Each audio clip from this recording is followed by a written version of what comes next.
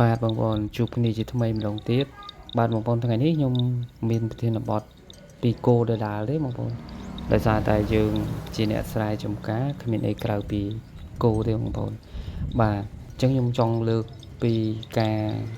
ពីទស្សនវិជ្ជាគោដែលស៊ីស្មៅនៅតាមវាលស្រែបងប្អូនគឺវាដូចជាទស្សនវិជ្ជាដ៏ស្រស់ស្អាតហើយនឹងពោពេញទៅដោយភាពស្ងប់ស្ងាត់នៃជនបទខ្មែរបងប្អូនដែលឆ្លុះបញ្ចាំងពីប្រពៃណីសេដ្ឋកិច្ចនិងរបៀបរស់នៅរបស់កសិករតាំងពីបុរាណកាលមកបងប្អូនហើយនៅក្នុងនោះដែរវាមានចំណុច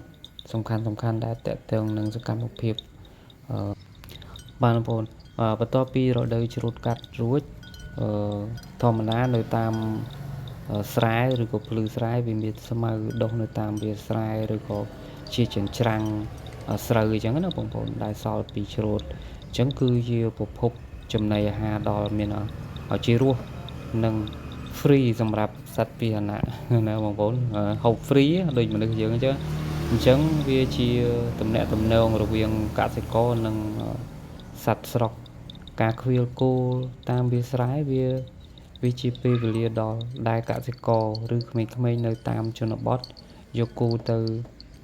បញ្ចុះរួចជួបជុំគ្នានិយាយគ្នាលេងសម្រាកក្រោមដើមឈើឬ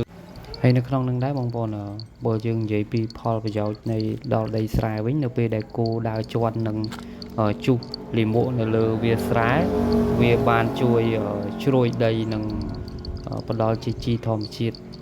ឬយើងអាចនិយាយបានថាជាជីកំប៉ុស្តជីលាមកសត្វយ៉ាងល្អសម្រាប់រដូវបង្កើនផលបន្ទាប់បងប្អូនការផ្លាស់ប្ដូរតាមសម័យកាលបច្ចុប្បន្ននេះគឺជាមានការផ្លាស់ប្ដូរការប្រើប្រាស់គ្រឿងចក្រត្រាក់ទ័រគោយន្តអីចឹងទៅជំនួសមកវិញកម្លាំងគោក្នុងការភ្ជួររាស់ភាគតិចភាគច្រើនគឺគេឈប់ប្រើហើយយ៉ាងណាក៏ដោយក៏ការចិញ្ចឹមគោតាមវាលស្រែនៅតែជារបរដ៏សំខាន់សម្រាប់យកសាច់និងជាប្រភពចំណូលបំរុងរបស់គ្រួសារកសិករដែរបងប្អូននៅក្នុងសម័យនេះអញ្ចឹងការចិញ្ចឹមគោជាលក្ខណៈគ្រួសារឬបែបស្រុកស្រែហ្នឹងវាមានគុណសម្បត្តិជាច្រើនទៀតអញ្ចឹងបងប្អូនមិនត្រឹមតែប៉ុណ្្នឹងវាជាកន្លែងដែលបង្កើតប្រាក់ចំណូលឲ្យយើងចូលជាប្រចាំឆ្នាំពេលដែលយើងមានតម្រូវការយើងអាចលក់យកលុយមកប្រើប្រាស់ក្នុងគ្រួសារយើងផ្សេងអញ្ចឹងទៅនឹងនៅក្នុងពេលបច្ចុប្បន្នហ្នឹងសូម្បីតែលាមកគោយើងអាចលក់បានដែរបងប្អូនដោយសារ